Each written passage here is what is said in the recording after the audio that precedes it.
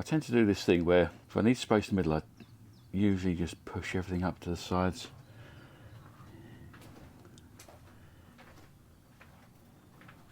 The problem is I keep doing it, and it very slowly encroaches.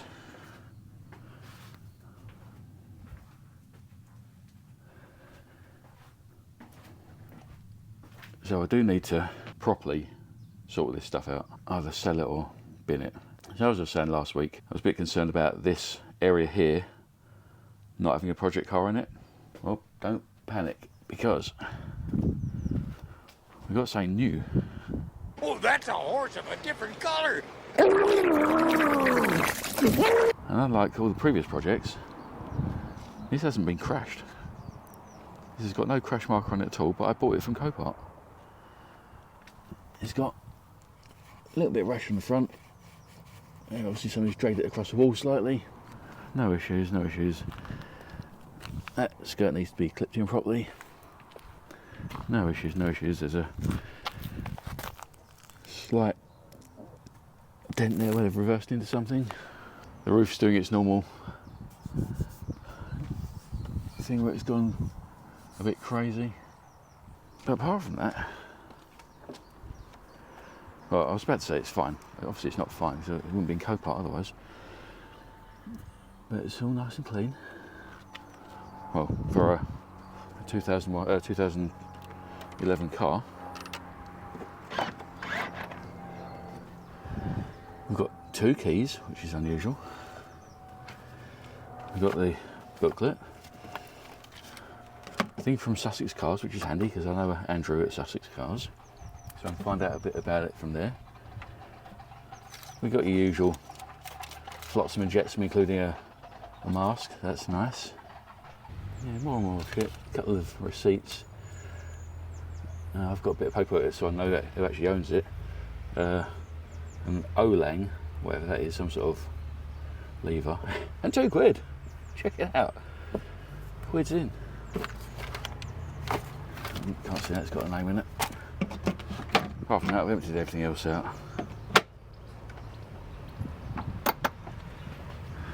Now, the good thing about this one is if you can see the scoop there, it's a turbo. Now that's pretty rare. I keep looking out for turbo 451s, but for some reason they always seem to be either MHDs, very occasionally non-MHD, non-turbo, or absolutely destroyed and just not worth fixing. Yeah, you can see a standard crazing on the roof. I haven't had one of these before. Bloody hell. It just looks ridiculous. My passenger will have legs. Anyway,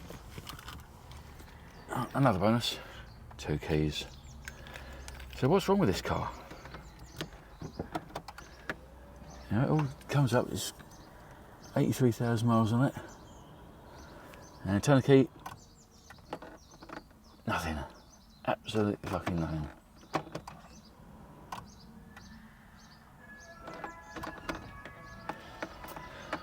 But it's strange because got that going, and when you turn it, it turns off, and then when you let go, it stays off for quite a while. And that's the amount of time that would normally come on and go off for a start mode failure. So I'm hoping it's that. I'm sure you know, and I'm sure I know, that the turbo engine is actually quite reliable. And I can understand it if it turned over and sounded like a bag of crap, but it doesn't. It doesn't sound like anything. So I'm going for a wiring issue. And while we're here, in the security code, I wonder if it's still 0000. Fuck's sake. What is the point of having a security code if you're not going to secure it? Right, well that's sorted. Best thing to do if you're going to start pushing the car around, at least make sure the tyres are pumped up. If you over pump them, it makes them a bit easier to push. Plus this one on the back here looks a little flat. It's supposed to be about 29 all round, so. Oh, the Continental as well. They've got to be winter tyres, looking at them. Oh yeah, they are soft as fuck. 13.5. Heady numbers. Right, we'll do 35. Right, remember to reduce the volume now. So strangely, they've got all seasons on the front, and although it says all season contact on the back, these are winter tyres. You can tell just by looking at the tread. Yeah, well, whoever owned it before certainly put a little bit too much in the tyres. They should be around 29-30, but they're all around 34ish. It's not a sports car.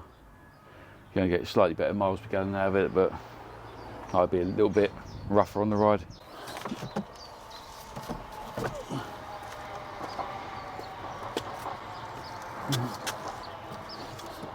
Right, the project is in. This is going to be either very easy to get going or incredibly hard to get going. Because it's either going to be something very, very simple, such as a fuse or a connector or maybe the starter motor, or it's going to be something terrible like the engine is or a bag of bolts sitting in its sump doing nothing. Alright, now let me tell you, I won this for 525 quid. Now let me tell you this story because it's a bit convoluted and it's very, very usual for Copart. This is how the conversation, I believe, went. I think I'll leave a bid of £500 because I'm taking a chance on a car that won't start. Ah yes, we noticed that your bid was the highest.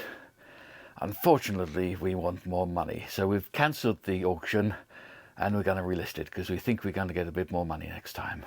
Yeah, I can see it's been relisted, but I'm still only going to put a £500 maximum bid on it. You won't win it for that. Oh look, I won.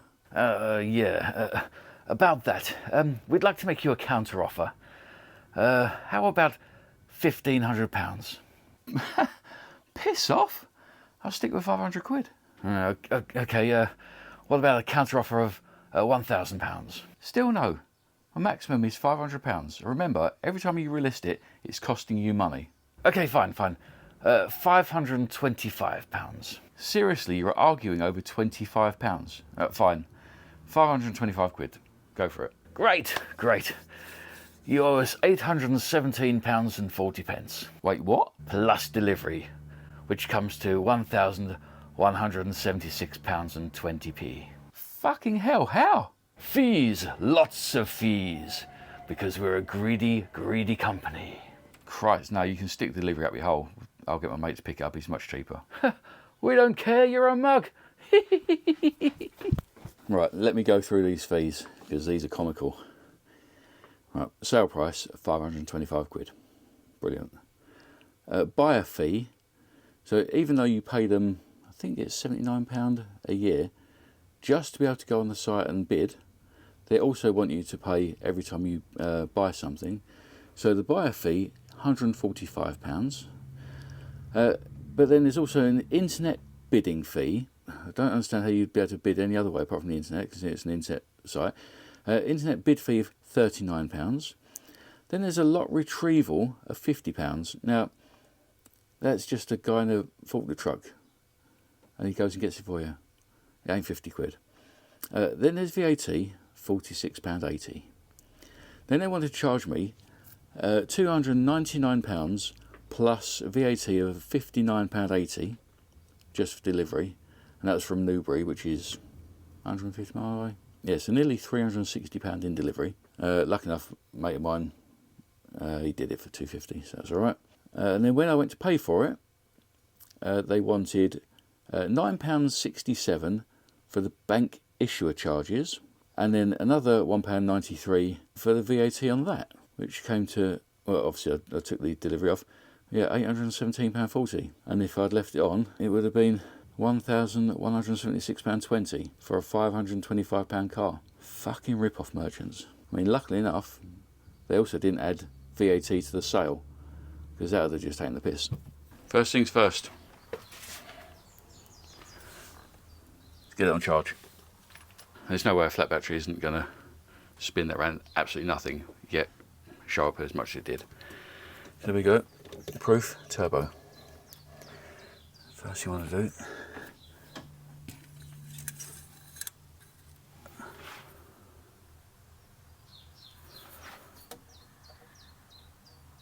There's oil in it. There's no sparklers.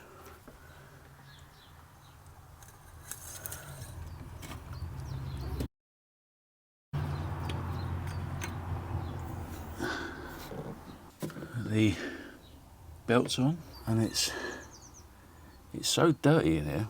I mean, dirty is a good thing, because obviously if it wasn't, then you'd know that somebody's been here before and had a good piss around with it. So it's like they've bought it. I've already looked at the paperwork and it says they bought it in 2016, so they've got a good run out of it. Run it, and then for some reason something's failed on it. Maybe they've taken it to a garage and they've gone, no, we ain't working on smart, so just too much aggro, and decided just to stick it through Copart for some reason. I'm just hoping, as when I leave it here for a little while, there's not going to be a massive patch of oil underneath it once I've finished. I've only just swept that, and there is a little bit there. It looks like it's coming around the sump, so it could be that it's got a cracked sump or something, but even then I'd expect it not to have any oil in it at all. Well, it looks filthy under here. Well, you don't really need to clean it, it's already pretty clean. I suppose we could just stick the MB star on it and see what codes come up. Right, every project has to have a name. This was Project Kratos, Project Carter, Project Grey Fox, and this one, presenting Project Mr. Spock's Morning Wee. They may change. Day 2. I emailed Andrew at Sussex Cars. If you're in Sussex, you want a smart car, there you go. SussexCars.com. Seems like a nice lad. Emailed him, told him the reg, asked him if he knew anything about it. Currently he's on holiday in Australia, but despite that, he still replied. Good lad. He knows nothing about it. He sold it back in 2016, I think it was, and there's no record that he can remember, that he think of, even though he's away on holiday, that this is coming for any work. So hopefully nobody's looked at it. Hopefully they've just gone, oh, it's broken, sell it. Right, just ran the MB star. We've got a big fat F and a little small f. We've got a big fat F on the SAM unit and a little f for instrument cluster. So let's have a look. Error on adjusting the mileage. Well, I don't think anyone's going to pretend their car's done 88,000 miles, but I will double check the MOT history to check the mileage, so no, that's fine. And the big fat F, nothing on the ECU, and nothing on the big gearbox controller. Batteries and key are wrongly inserted. Okay, delete the codes.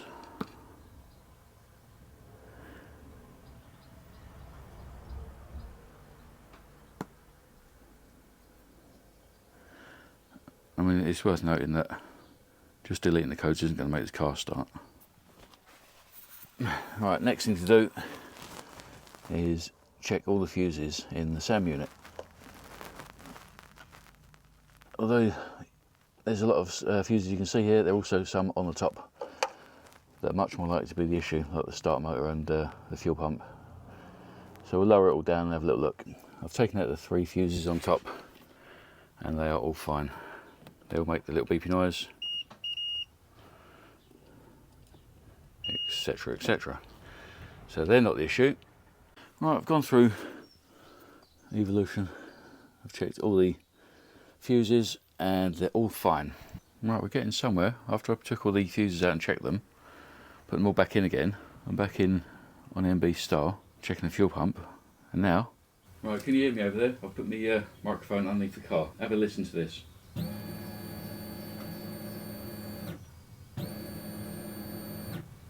So that works. That is a start. So maybe it is just a start motor. We always give it a smash. That's always a way to fix it, isn't it? You smash the start motor and it frees it all up. Okay, it's time to get underneath the car.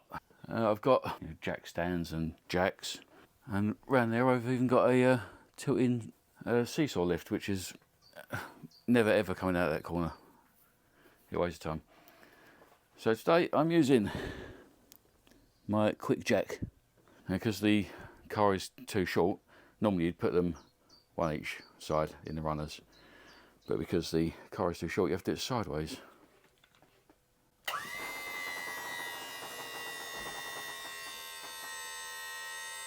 Okay, once you've done it up, you put it down until it settles on the locks. That's it. And they can't go anywhere until you lift it up, and then there's the little cams there. You have to lift those up, otherwise it won't go down. So that is locked in place. Oh, hang on, zoom out, don't panic. And now we can see what's going on underneath here. Try and work out why it's so filthy. It's hard to see, but I can't tell whether or not the sump gasket's leaking or if it's coming up from up there slightly.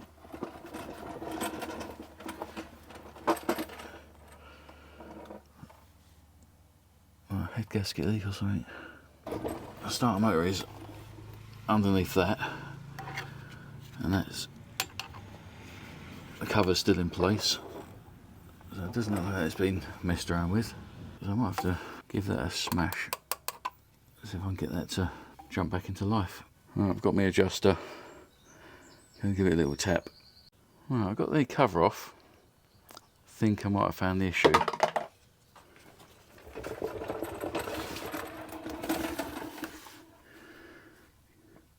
Right in the centre of the screen there. That bit of a cable is supposed to go from there to there. So the solenoid isn't actually sending power from there to the actual starter motor. Could it really be that easy? I wonder if I've got one. And it's quite important to at least disconnect the earth from the battery, because that red cable there goes off to the start motor and the alternator. Now if you're using that on the nut and you touch the nut and the body at the same time, lots of sparks, brown pants. So if you remove the earth, it breaks the loop, so it doesn't matter because it's not earth. I'm going to disconnect that earth there. I'll just quickly teach you how this works. Now, that's the motor that spins around, and this pops out and turns the engine over. But to make that pop out,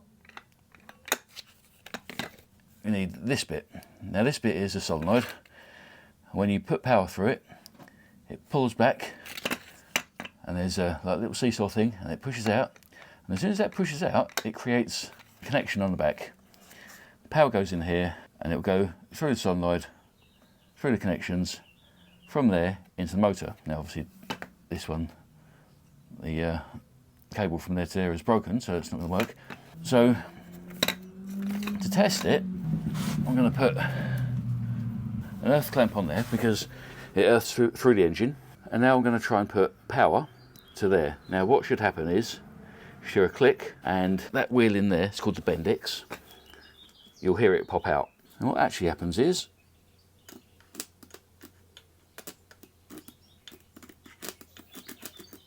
absolutely nothing. But if you remember what I just said earlier, if that does pull back and close, then that transfers power from that one to that one, and that should go from there to there. So if we put power to there,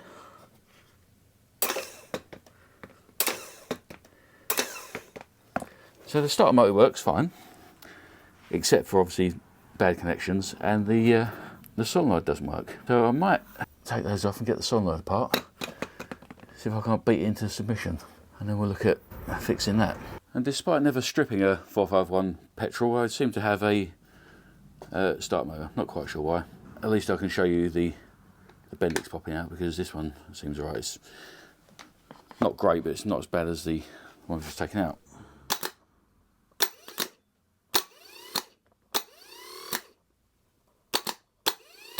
Okay, fitted the spare starter motor. I don't know where it came from. Come on.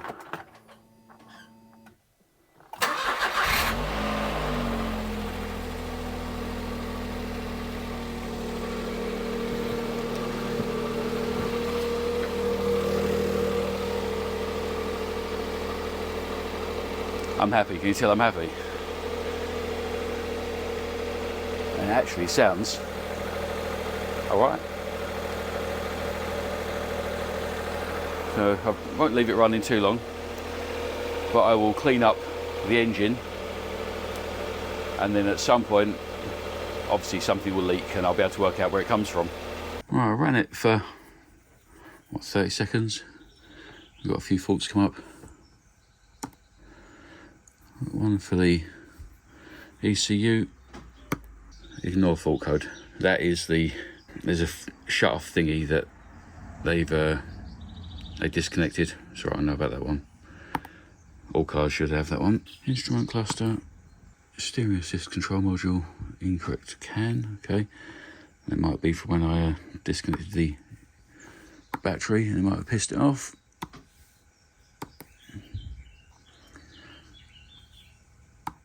ESP, same thing. I'll try and delete them all, see what happens. Scan again. No, we've still got issues on the speedo. Probably going to be exactly the same fault as last time. Incorrect CAN message from steering assist.